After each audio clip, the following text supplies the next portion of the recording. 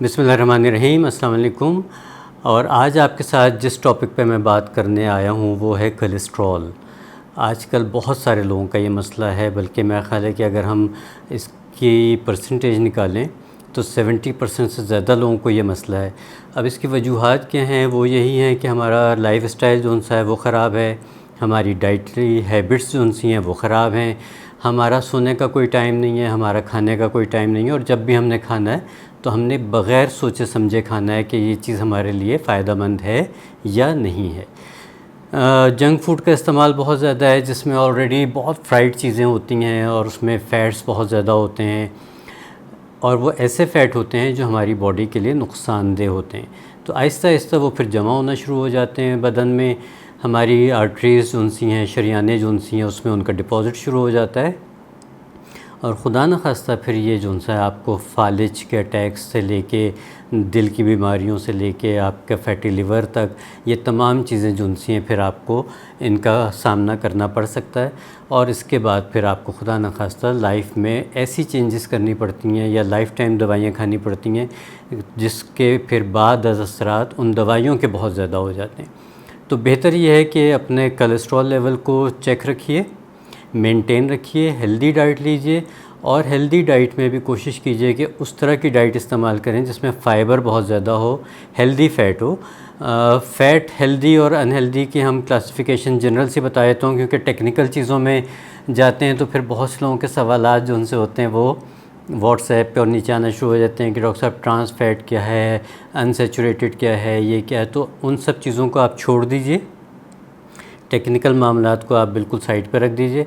आप बस सिर्फ ये जहन में रखिए कि जितने भी रिफ़ाइंड ऑयल्स हैं जो हमें मार्केट में मिलते हैं, जिनको हम ख़रीद के लेके आते हैं, और ये हम बीमारियां ख़रीदते हैं अपने लिए बड़े महंगे दामों, और उनको हम अपने खानों में इस्तेमाल करते हैं, तो ये सारे जितने भी रिफ़ाइंड ऑयल्स हैं इन सब को अपनी ज़िंदगियों में से निकाल दीजिए।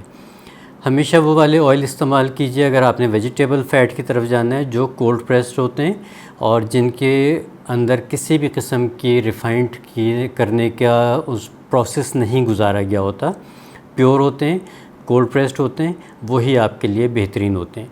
अदरवाइज़ ये है कि जो एनिमल फ़ैट है, जैसे देसी घी है, मक्खन है, तो ये भी एक मुनासिब मक़दार में आपके लिए सबसे बेहतरीन ऑप्शन जो सी है वो यही आ जाती है। बहरहाल अगर किसी को ये मसला हो जाता है और उसका लिपिड प्रोफाइल ख़राब हो जाता है तो अब उसको ठीक तो करना है। अब ठीक करने के लिए मैं आपको दो चीज़ें बता रहा हूँ, और ये दोनों चीज़ें बहुत इफ़ेक्टिव हैं, इनको कीजिएगा। साथ साथ अपनी जो आप दवाई इस्तेमाल कर रहे हैं, चाहे आप हर्बल कर रहे हैं, चाहे एलोपैथिक कर रहे हैं, चाहे होम्योपैथिक कर रहे हैं, जो भी दवाई आप इस्तेमाल कर रहे हैं आपने फ़ौरी तौर पर नहीं छोड़नी, वरना फिर खुदा न खास्ता आपको कोई मसले का शिकार ना हो जाए। तो टिप्स जो हैं आपके लिए वो ये हैं कि सुबह निहार में आपने लहसुन का इस्तेमाल ज़रूर करना है, और वो भी ऐसे करना है कि मीडियम साइज़ के 3 जवे आपने लहसुन के लेने, और उनको आपने काट के रख लेना है, छोटी छोटी सी बारीक काट के लहसुन को आपने रख लेना है, और उसको आपने तकरीबन 1 से 1.5 मिनट के लिए छोड़ दीजिए।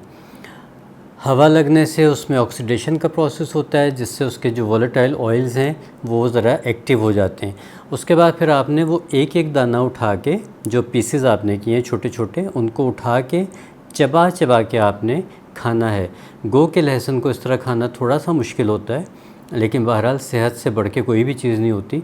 तो ये 3 जवे आपने बारीक काट के सुबह निहार मुँह चबा चबा के इस्तेमाल करने, और इनको आपने खाना है। इसके बाद फिर आपने तकरीबन घंटे के बाद अपना नाश्ता करना है।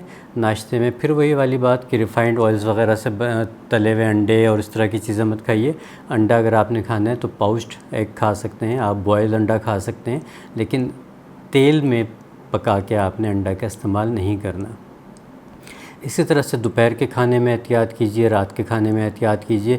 और एक और बड़ी अच्छी आपको स्मूदी का मैं नुस्खा बता रहा हूँ, ये मैं आपको देख के लिखा हुआ इसलिए बता रहा हूँ ताकि कोई भी चीज़ इसमें मिस ना हो जाए।